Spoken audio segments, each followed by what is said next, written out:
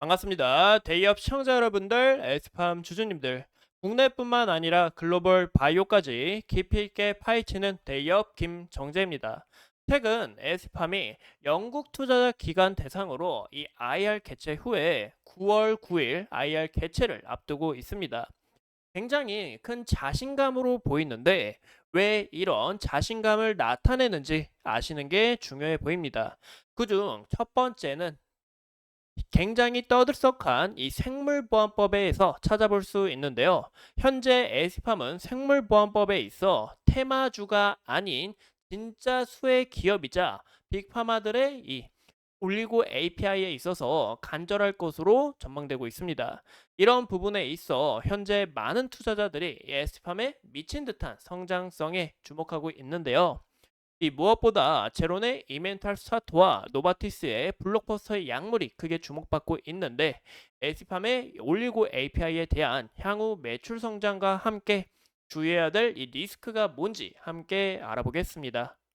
우선 에스팜 같은 경우 여의도 콜랜드 서울에서 국내외 기관 투자자 대상으로 9월 9일 날 이 IR 개최가 있다라는 거 꼭 참고해 주시면 좋을 것 같고, 최근에 이 9월 2일 날 영국 투자 기관 대상으로 IR 개최했는데 이런 부분에 있어서 굉장히 크게 좀 기대가 되고 관심이 많이 쏠려 있다라고 봐주시면 좋을 것 같아요. 우선 에스팜 같은 경우 주목해야 될 모멘텀이 3개 있습니다. 바로 이 생물보안법에 있어서 진짜 수혜다. 그리고 에스팜 같은 경우 리스크가 좀 있었어요. 바로 상저하고죠. 하지만 현재 상저하고가 아닌 앞으로는 상고하고에 대한 이런 전망에 좀 비춰지고 있다라는 겁니다. 또 현재 이 RNA 치료제를 만들기 위한 이 올리고 뉴클레오타이드에 있어서 수요가 급증할 거고, 현재 에스팜 같은 경우는 이런 부분에서 탑3 기업이기 때문에 현재 여기에 대한 세 가지 모멘텀을 우리가 크게 주목하시면 좋을 것 같아요. 우선 이 생물보안법에 대해서 제가 좀 간략하게 이야기를 드리겠습니다. 현재 이 생물보안법 같은 경우 중국 바이오 기업들이 이 미국의 안보를 위협하고 있다고 판단되어 만들어진 법인데요. 아무래도 이 중국 자체를 크게 좀 규제를 하려고 하고 있다라고 봐주면 좋을 것 같아요. 중국의 이 CDMO 의존도는 이 미국의 79%로 굉장히 높은 수치인데, 아무래도 이 생물보안법은 굉장히 큰 영향이 좀 다가올 수밖에 없다라고 봐주시면 좋을 것 같습니다. 현재 이 생물보안법 같은 경우 하원에서 이 규칙 정지 이 법안에 포함이 됐고, 여기서 만약에 통과하게 될 시 입법 규칙 절차 없이 이 하원 전체 회의를 통과한 것으로 간주하기 때문에 현재 이 패스트 트랙을 통해 빠른 시기 안에 좀 진행할 예정에 있다라고 봐주면 좋을 것 같아요. 이런 부분에서 우시 바이오 로직스도 좀 이런 기업에 대한 이야기가 나왔는데, 현재 이 생물보안법에 있어서 국방수권법에 아직 좀 등록이 되지 않았다라는 것과, 만약에 실행을 해도 2032년부터 전망을 하고 있고, 현재 이 고객사들을 지속적으로 좀 유치하기 위해서 좀 안정을 하고 있다, 달래고 있다라고 좀 간단하게 봐주면 좋을 것 같아요. 좀 아무래도 이번 실적을 보면서 좀 영향이 온 게 아닌가 저는 그렇게 생각하는데요. 연 기준으로 봤을 때 매출 같은 경우 1%를 성장했지만 영업이익은 마이너스 27%를 나타내면서 역성장을 나타내고 있기 때문에 현재 이 생물보안법에 있어서 점점 이 실체가 다가오고 있다라고 많은 이야기가 많습니다. 제가 그래서 또 한 번 더 간단하게 요약을 해주자면, 이런 생물보안법에 대한 설명 참고해 주시면 좋을 것 같고요. 현재 이 생물보안법 표결 일정이 바로 다음 주입니다. 9월 9일 월요일부터 9월 13일 금요일 이 사이이고, 만약에 통과를 해도 바로 실행이 하는 게 아니라 이 적용 시기는 2032년이다. 그래서 우리가 장기로 좀 봤을 때 이런 부분에서 굉장히 큰 수혜로 다가올 수밖에 없다라고 봐주면 좋을 것 같아요. 근데 여기서 여러분들이 궁금해하실 부분이 있습니다. 바로 생물보안법에 있어서 왜 진짜 수혜일까요?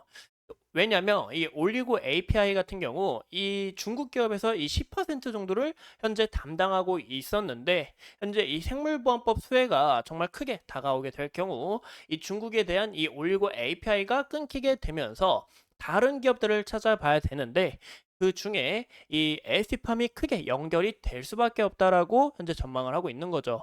그래서 이런 부분은 제가 향후 이 수요에 대한 향후 전망에 대한 이런 부분을 좀 말씀을 드릴 거고, 현재 이 RNA에 대해서 또 여러분들이 궁금해하실 거라 생각합니다.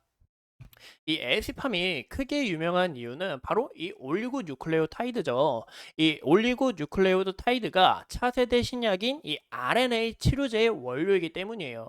기존 약이 DNA에서 RNA 이렇게 넘어갔는데 이 단백질이 분비가 되면서 이 단백질이 병을 일으키는 이 과정에서 이 마지막 단백질을 목표로 정하지만 이 RNA 치료제 같은 경우 죄송합니다. 아예 단백질이 형성되지 못하도록 하는 이 근본적인 치료제이기 때문에 현재 많은 이 빅파마들이 좀 크게 눈독들이고 있다라고 봐주면 좋을 것 같습니다. 현재 이 염기설만 있으면 근본적인 치료제를 빨리 만들 수 있는데 예전에는 그렇게 크게 기대가 되진 않았어요. 그 이유가 희귀 질환에만 사용이 가능했기 때문에 이런 부분에서 희귀 질환은 또 수요가 많지 않잖아요. 근데 하지만 현재 만성 질환의 치료제로 서서히 영역을 확대해 나가면서 현재 이 영향력 자체가 커져가고 있다라고 우리가 봐주면 좋을 것 같아요. 현재 2021년부터 2030년까지 연평균 성장률 17.6% 전망하고 있고 2032년에는 보시는 것처럼 32조 6천억을 전망하고 있다라는 거 우리가 참고해 주시면 좋을 것 같습니다. 그래서 이런 에시팜이 올리고 원료를 공급하는 글로벌 탑 3 기업입니다. 굉장히 자랑스럽지 않나요? 이렇게 한국 기업이 여기 딱 있으니까. 그 다음 일본과 이제 이 미국에 대한 이런 부분을 우리가 확인할 수 있는데 현재 시장에서 전망한 부분에 있어서 에스판 같은 경우 2026년 현재 공장 증설로 인해서 올리고 뉴클레오타이드를 더 많이 공급할 예정이고 하지만 이 세 가지 기업이 글로벌 탑 3 기업이 많이 공급을 한다고 하더라도 향후 여기에 대한 수요량을 현재 맞춰주기가 굉장히 어렵다라는 거죠. 그만큼 이 에스팜의 가치가 더욱 올라갈 수밖에 없으며 향후 이 밸류 자체, 이런 전망성 자체가 기대가 된다라고 우리가 해석해 볼 수가 있습니다. 보시는 것처럼 이 공장 증설로 인해 2025년부터 본격적인 이 올리고 생산에 있어서 좀 가담을 할 건데 이런 부분에서 우리가 에스팜의 이런 실적 부분이나 정말 이 상저하고 리스크 부분에서 상고하고로 좀 돌아설지 우리가 지속적으로 지켜보셔야 된다라고 이야기를 드리고 싶어요. 그래서 좀 하반기에 주목해야 될 모멘텀과 하반기 주목해야 될 이런 모멘텀을 좀 이야기를 드리고 싶은데요. 이제 올해 하반기부터는 이 제론의 이멘탈 스타트, 이 상업화 물량에 대한 기대감이 있습니다. 그래서 이런 부분에서 시장 캐파가 좀 어떻게 커질지 눈여겨보고 이 제론의 라이텔로 같은 경우 이 MDS라는 이 골수 이형성 증후군이 이 MF 시장에 좀 적용될 전망에 있는데 이 MDS 환자들 중에 1차 치료제인 BMS의 이 레볼로질 주사를 맞습니다. 근데 여기서 주사를 맞아도 반응하지 않는 사람들이 있어요. 왜냐? 이 면역 자체가 쌓였기 때문에 이 내성 자체가 쌓여 있다라고 볼 수가 있겠죠. 그런 부분에서 고위험 환자들을 타겟하는 게 바로 이 이멘탈 스턴트인데 여기서 만약에 더 큰 수요를 현재 시장에서 바라보고 있기 때문에 현재 이 하반기에 서서히 출시를 하고 2025년부터 2026년에는 예정 마켓 규모인 10조를 전망하고 있기 때문에 에티팜하고 이 제론이 크게 연결성이 있고 여기서 공급을 하고 있는 만큼 현재 이런 성장성도 우리가 눈여겨볼 수가 있다라는 거죠. 그래서 우리가 또 추가적으로 봐야 되는 이 제론의 이 라이틀로 혈우병 A형 비투질환에 대한 2025년 출시와 그리고 만성비형 감염 완치제인 이 베피로비루스가 2026년에 좀 출현될 전망에 있다라는 거 참고해 주시면 됩니다. 그 다음에 이 질레 배실란을 좀 볼 수가 있는데요. 이 전 세계 고혈압 환자가 약 12억 명이 됩니다. 굉장히 많죠. 근데 이 질렌벳이라는 미국 시장을 현재 2억 명 정도를 타깃으로 하고 있어요. 여기서 고위험 환자가 이 고중증 환자가 이제 8천만 명 정도 되는데 환자 한 명당 1년간 이 올리고 1200mg을 좀 전망을 한다면 만약에 여기서 상업화를 하게 될 시 초창기 1000만 명 투여 시 약 12톤 정도가 되는데 그러면 이 매출 자체가 더욱 극대화될 수밖에 없다라는 것을 우리가 볼 수 있겠죠. 그리고 현재 많은 사람들이 이 질렌베실란을 좀 크게 눈여겨보는 이유가 이 안지오텐 신호계의 합성을 억제하는 기전인데 현재 이 피아 주사 같은 경우 1회 투여 받을 경우 24주간 혈압이 감소되는 효과를 나타냅니다. 여기서 매일 알약을 먹으면서 고혈압 억제하던 사람들이 이 6개월에 한 번 주사를 맞게 6개월에 한 번씩 주사를 맞으면서 이 고혈압 자체를 막을 수 있다라는 거예요. 그만큼 이 질레메실란에 대한 이 수요와 전망성이 굉장히 발달하는 것을 우리가 확인해 주시면 좋을 것 같습니다. 이런 부분에서도 이 로슈의 이런 상업화, 우리가 상업화를 할 때 이런 올리고를 현재 공급해줄 기업은 현재 에스팜과 에즐런트뿐이다라고 이야기를 했는데, 이런 부분에서 이 에스팜이 현재 크게 연결성이 있고 이 로슈와 굉장히 끈끈한 만큼 우리가 좀 지속적인 관찰이 필요하다라고 볼 수가 있겠죠. 그 다음에 이 노바티스의 이 블록버스터 약물 페라카르센과 이 렉뷰를 볼 수가 있습니다. 이 렉뷰 같은 경우 제가 좀 저번 시간에 자세하게 이야기를 드렸는데요. 이제 2024년 바로 올해 1조를 좀 전망하고 있습니다. 2023년에는 이 렉뷰 매출만 4,600억이 나왔는데, 이 미친 듯한 성장성에 있어서 에스팜의 수요가 굉장히 크게 늘어날 것으로 현재 시장에서는 바라보고 있는 거죠. 그래서 2025년에는 약 2조 2천억 정도 매출액을 나타내지 않을까라는데, 그럼 이런 부분이 에스팜에게는 큰 모멘텀이 될 수 있다라는 것을 좀 봐주면 좋을 것 같아요. 현재 이 펠라카르센도 좀 눈여겨보시면 좋을 것 같은데요. 이 펠라카르센도 현재 이 노바티스의 이 신약물입니다. 이 페라카르센 같은 경우 리포프로틴을 타깃하는 이 파이프라인 중 하나인데, 현재 임상 2비상에 현재 진행 중에 있어요. 여기서 제가 한 가지 말씀을 드리자면, 이 혈중 이 엘피리트레이가 높게 될 경우 이 뇌졸중이나 아니면 동맥 경화증 그리고 심혈관 질환을 일으킵니다. 그래서 이런 스타틴 계열의 약물은 오히려 이 엘피리트레이를 좀 올리는 이런 경향성 PCSK9 억제제를 20에서 30%까지 떨어뜨리며, 현재 이 약물 자체 효과가 굉장히 뛰어나다라는 거죠. 현재 이 펠란카르센 같은 경우 이존적으로 이제 최대 97.7%까지 낮췄고, 뭐 심각한 이상 반응도 출현되지 않는 만큼 현재 이 약물에 대한 이 성장성을 크게 눈여겨보고 있다라고 봐주면 좋을 것 같아요.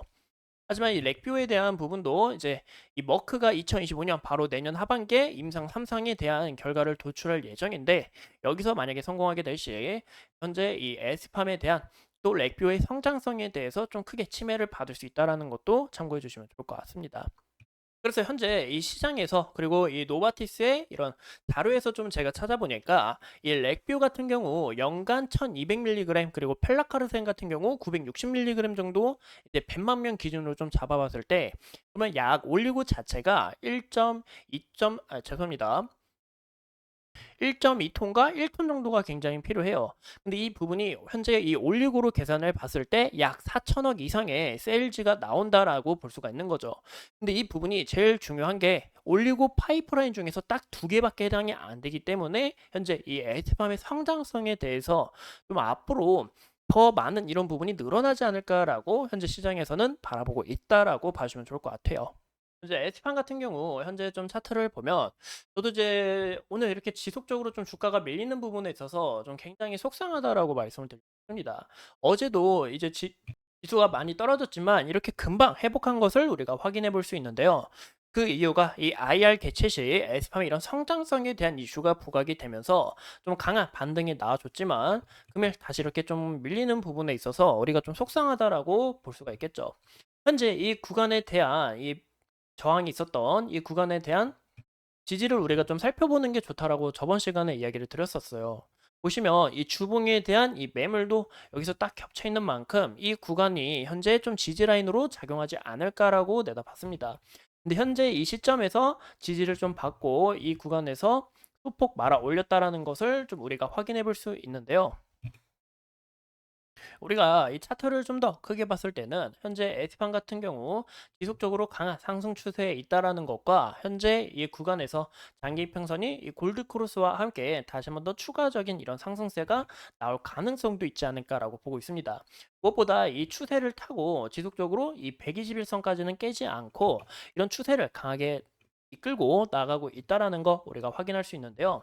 현재 이 구간에서도 주가가 급등한 후에 소폭 조정했다가 강한 조정이 나왔다라는 거 우리가 확인할 수 있죠. 근데 현 시점에서 이 구간부터 이 구간까지 약 60%가 올랐어요. 그런 부분에서 여기에 대한 좀 조정이 찾아오고, 그 다음 우리가 과거의 흐름처럼 이 121선 기준 그리고 이 강한 상승 추세 라인 깨지 않고 이 구간에서 좀 지지를 받고 다시 한 번 더 매물 잘 소화하면서 신고가를 향해 현재 모멘텀을 주목을 받으면서 좋은 움직임을 나타낼 수 있을지 좀 지켜볼 필요가 있다라고 볼 수가 있겠죠.